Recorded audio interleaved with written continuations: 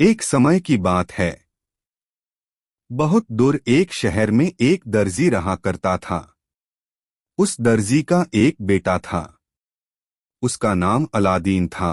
कुछ समय बाद उसके पिता बीमार पड़ गए और उनकी मृत्यु हो गई। अलादीन की मां के लिए यह मुश्किल वक्त था। उसे कमाने के लिए बाजार जाना पड़ता था। तब अलादीन भी शहर की गलियों में खेलने निकल जाया करता। दिन भर कुछ ना कुछ आवारा गर्दी करता था। इसी तरह दिन बीत रहे थे। अलादीन एक दिन बाजार में कुछ आवारा लड़कों के साथ खेल रहा था। तभी एक आदमी आया और उसने अलादीन को गले से लगा लिया। अलादीन आश्चर्यचकित रह गया। वह आदमी रोते हुए अलादीन के पिता को याद करने लगा। उसने अलादीन को बताया कि वह उसका चाचा है और व्यापार के सिलसिले में विदेश गया हुआ था। उसे जब अपने भाई की मृत्यु की खबर मिली तो वह अपने भतीजे और अपने भाई की बेवा से मिलने के लिए चला आया है। उसने अलादीन को कुछ अशर्फियाँ दी और उससे घर का राशन और दूसरे जरूरी सामान खरीदकर घर ले जाने को कहा। अलादीन ने घर पहुंचकर अपने चाचा के बारे में मां से पूछा तो मां ने कहा कि उसके पिता को कोई भाई नहीं है। अलादीन ने मां को बताया कि चाचा ने उसे अशर्फियाँ दी हैं और जरूरी सामान खरीदवाया है। तो मां को लगा कि कोई दूर का भाई होगा जिसे वह नहीं जानती है। अगले दिन वह व्यक्ति अलादीन के घर आया और ढेर सारे उपहार लाया और अपनी भाभी से भाई के मृत्यु का शोक जताया। अलादीन की मां को भी यकीन हो गया कि वह जरूर उसके पति का भाई है। इस तरह अलादीन का चाचा उसके घर पर रहने लगा और परिवार का सारा खर्च उठाने लगा। अलादीन और उसकी मां को विश्वास हो गया कि यह आदमी उनका रिश्तेदार ही है। एक शाम जब अलादीन अपने चाचा के साथ बाजार घूम रहा था तो उसके चाचा ने कहा कि वह शहर में रहते रहते ऊब गया है और कुछ समय के लिए पास के जंगल में जाना चाहता है और अलादीन को भी उसके साथ चलना होगा। अलादीन अपने चाचा के साथ चलने के लिए राजी हो जाता है। जंगल में एक जगह उसका चाचा पहुंचकर रुक जाता है और हाथ में लाल पाउडर लेकर मंत्र पढ़कर हवा में उछालता है। ऐसा करते ही एक धमाका होता है और जमीन में एक सुनरक का दरवाजा खुल जाता है। ये देखकर अलादीन डर के मारे भागने लगता है तो उसका चाचा उसे रोक लेता है और उसे कहता है कि अगर उसे अमीर बनना है तो यह एक सुनहरा मौका है। उसे सुरंग के भीतर जाना होगा और वहां बने खानकाह में एक जलते हुए चिराग को बुझाकर बाहर लाना होगा। अंदर बेशकीमती जवाहरात भी हैं। अलादीन चाहे तो उसमें से कुछ रख सकता है जिससे उसकी गरीबी दूर हो जाएगी। अलादीन अपने चाचा की बात मान जाता है और सुरंग के अंदर उतर गया। अंदर एक बहुत ही सुंदर बगीचा था और सुनहरा प्रकाश फैला हुआ था।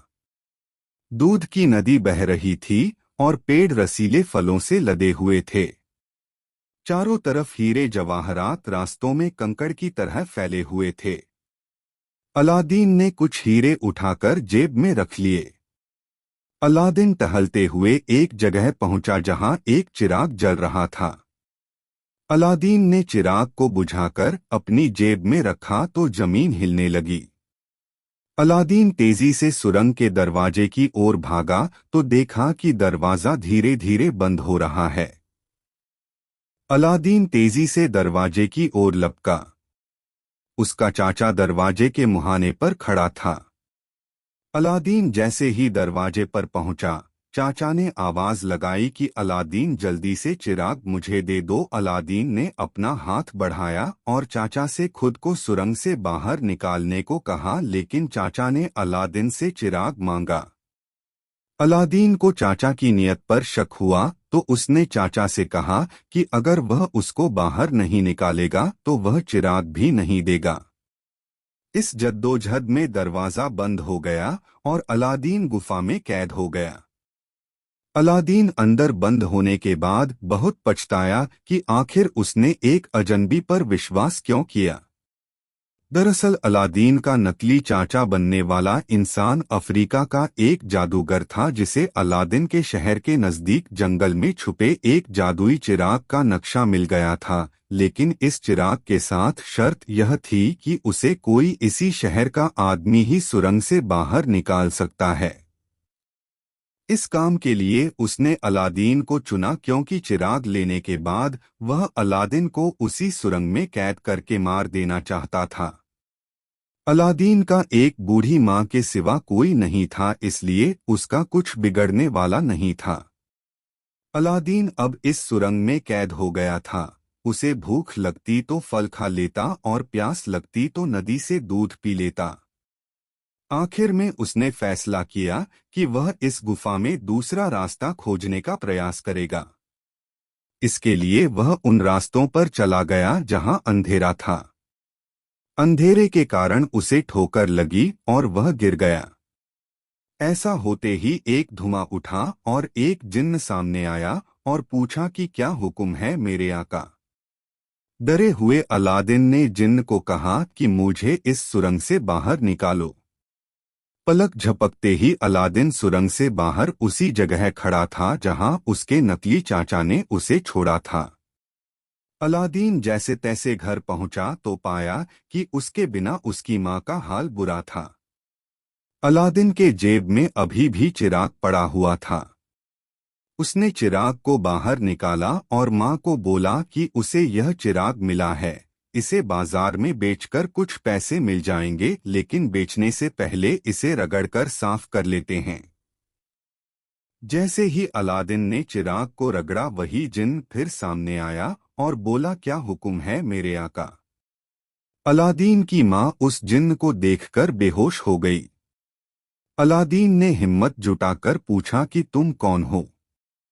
जिन्न बोला कि वह इस चिराग में रहता है और यह चिराग जिसके पास भी रहता है वह उसका गुलाम हो जाता है। अलादीन ने पूछा कि क्या तुम मेरी कोई भी इच्छा पूरी कर दोगे, तो जिन्न ने बताया कि वह कुछ भी कर सकता है। अलादीन ने जिन्न से ढेर सारा स्वादिष्ट खाना लाने को कहा क्योंकि उसे बहुत जोर से भूख लगी थी। देखते ही देखते सोने की थालियों में ढेर सार खाना अलादीन के सामने आ गया। इस तरह अलादीन ने जिन्न की मदद से अपनी गरीबी दूर कर ली, रहने के लिए एक आलीशान मकान बनवा लिया और ढेर सारे हीरे जवाहरात इकट्ठे कर लिए। अलादीन के पास शानो शौकत थी, पैसा था, नौकर चाकर थे, लेकिन उसकी मां को एक चिंता थी कि उसकी शादी किसके साथ करवाई जाए। अलादीन ने फौरन चिराग रगड़ा और जिन्न ने बाहर आकर पूछा कि क्या हुक्म है मेरे आका। अलादीन ने जिन्न से कहा कि उसे इस दुनिया की सबसे सुंदर लड़की से शादी करनी है, तो फौरन पता लगाओ कि इस दुनिया की सबसे सुंदर लड़की कौन है। जिन्न फौरन रवाना हो गया और थोड़ी ही देर में पता लगा कर आ गया कि इस दुनिया की सबसे सुंदर लड़की अफगानिस्तान की शहजादी नूरमहल है। अलादीन ने जिन्न से नूरमहल की तस्वीर दिखाने को कहा। जिन्न ने जादू से नूरमहल की तस्वीर बना दी। नूरमहल को देखते ही अलादीन को उससे मोहब्बत हो गई। अलादीन अपनी मां के पास गया और बोला कि आपको अफगानिस्तान के सुल्तान के पास जाकर शहजादी का हाथ मेरे लिए मांगना होगा। अलादीन की मां ढेर सारे हीरे जवाहरात लेकर सुल्तान के पास गई। सुल्तान इन उपहारों को देखकर खुश हो गया, लेकिन उसने शहजादी की शादी में एक अड़चन बताई कि उसका अभी दुश्मन देश के साथ युद्ध चल रहा है जिसमें वे हारने वाले हैं। अगर अलादीन उस लड़ाई में उसकी जीत करवा देगा तो वह शहजादी नूरमहल के साथ अलादीन का निकाह करवा देगा। अलादीन की मां यह बात अलादीन को बताती है तो वह चिराग रगड़कर जिन्न को बुलाता है और अफगानिस्तान को लड़ाई जितवाने के लिए बोलता है। जिन्न पलक झपकते ही दुश्मन को भगा देता है। यह देखकर बादशाह खुश हो जाता है और नूरमहल का निकाह अलादीन से करने के लिए राजी हो जाता है।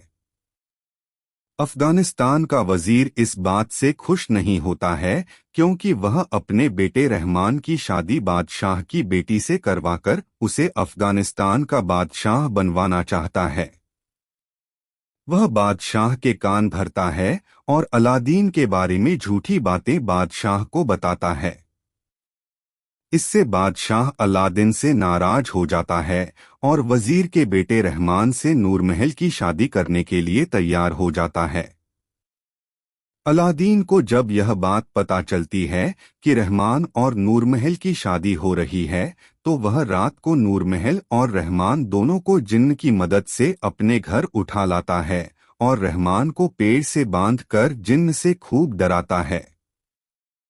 नूरमहल को भी अलादीन से मोहब्बत हो जाती है। रहमान बादशाह के पास जाकर जिन्न की डर की वजह से नूरमहल से शादी करने से इनकार कर देता है। ऐसे में बादशाह के सामने नूरमहल की शादी अलादीन से करने के सिवा कोई चारा नहीं बचता और अलादीन तथा नूरमहल की शादी हो जाती है। अलादीन बाद में अफगानिस्तान का बादशाह बन जाता है और जिन्न की मदद से सभी दुश्मनों को हरा देता है।